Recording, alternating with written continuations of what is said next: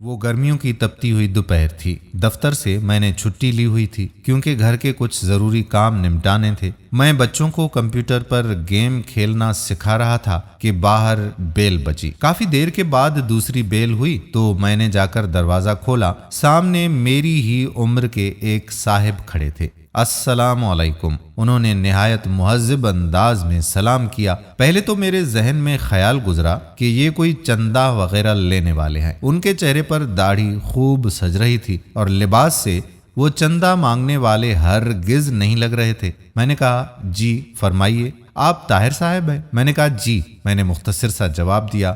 کہنے لگے وہ مجھے رفیق صاحب نے بھیجا ہے، غالباً آپ کو کرایہ دار کی ضرورت ہے۔ میں نے کہا ہاں بالکل بالکل۔ مجھے اچانک یاد آیا کہ میں نے دفتر کے ایک ساتھی طاہر کو بتایا تھا کہ میں نے اپنے گھر کا اوپر والا پورشن کرائے پر دینا ہے۔ اگر کوئی نیک اور چھوٹی سی فیملی اس کی نظر میں ہو تو بتائے، کیونکہ دفتر کی تنخواہ سے خرچے پورے نہیں ہوتے تھے۔ مجھے افسوس ہوا کہ میں نے اتنی دھوپ میں کافی دیر اسے باہر کھڑا رکھا۔ اسے 6 ماہ کے لیے مکان کرائے پر چاہیے تھا کیونکہ اپنا مکان وہ گرا کر دوبارہ تعمیر کروا رہے تھے۔ میں نے 8,000 کرایہ بتایا، لیکن بات 5,000 میں پکی ہو گئی۔ وہ چلا گیا تو مجھے افسوس ہونے لگا کہ کرایہ بہت کم ہے، گو کہ اوپر صرف ایک چھوٹا سا کمرہ، کچن اور باتھ روم تھا۔ مجھے اپنی بیوی کا دھڑکا لگا ہوا تھا کہ اسے معلوم ہوگا تو کتنا جھگڑا ہوگا، اور وہی ہوا۔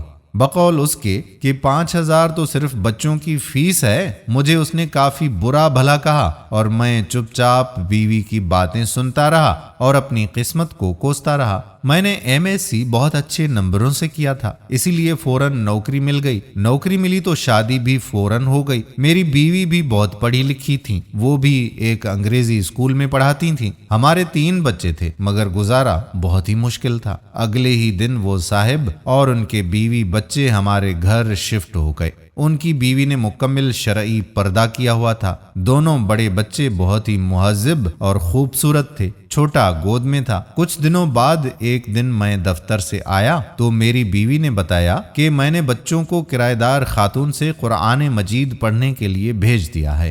اچھا پڑھاتی ہیں، ان کے اپنے بچے اتنی خوبصورت تلاوت کرتے ہیں۔ مزید کچھ دن بعد جب میں نے ان کے ایک بیٹے سے تلاوت سنی تو پہلی مرتبہ میرے دل میں خواہش ابھری کہ کاش ہمارے بچے بھی اتنا اچھا قرآن مجید پڑھیں۔ ایک دن میں باہر جانے لگا تو اپنی بیوی سے پوچھ ہی لیا کہ وہ پارلر جائے گی تو لیتا چلوں، کیونکہ پہلے تو 2 مہینے میں 3-4 مرتبہ پارلر جاتی تھی اور اس مہینے میں ایک بار بھی نہیں گئی تھی۔ اس نے جواب دیا کہ پارلر فضول خرچی ہے، جتنی خوبصورتی چہرے پر 5 بار وضو کرنے، نماز پڑھنے اور تلاوت سے آتی ہے، کسی چیز سے نہیں آتی۔ اگر زیادہ ضرورت ہو تو گھریلو استعمال کی چیزوں سے ہی چہرے پر نکھار رہتا ہے۔ ایک روز میں ٹی وی پر ڈرامہ دیکھ رہا تھا تو میرے چھوٹے بیٹے نے مجھے بغیر پوچھے ٹی وی بند کر دیا اور میرے پاس آ کر بیٹھ گیا۔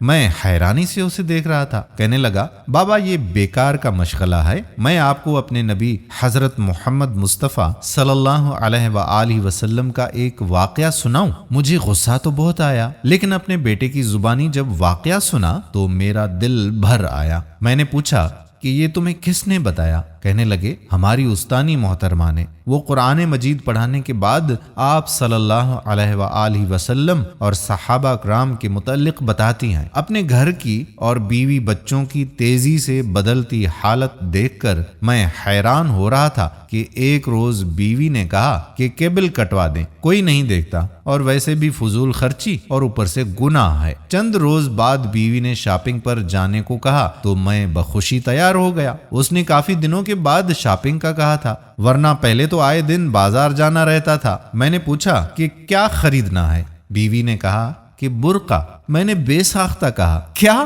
برقع؟ میں ہنسا تو وہ بولی پہلے میں کتنے ہی غیر شرعی کام کرتی تھی، آپ نے کبھی مذاق نہیں اڑایا، اب اچھا کام کرنا چاہتی ہوں تو آپ کو مذاق سوجھ رہا ہے۔ میں چپ ہو گیا۔ کچھ نہ بولا۔ پھر چند دن بعد اس نے مجھے کافی سارے پیسے دیے اور کہا کہ فریج کی باقی قیمت ادا کر دیں تاکہ مزید قسطیں نہ دینی پڑیں۔ میں نے پوچھا کہ اتنے روپیوں کی بچت کیسے ہو گئی؟ وہ مسکرائی اور بولی بس ہو گئی۔ پھر مزید گویا ہوئی، کہنے لگی کہ جب انسان اللہ کے بتائے ہوئے احکام پر چلنے لگے تو برکت خود بخود آ جاتی ہے۔ یہ بھی اس کرایہ دار خاتون نے بتایا ہے۔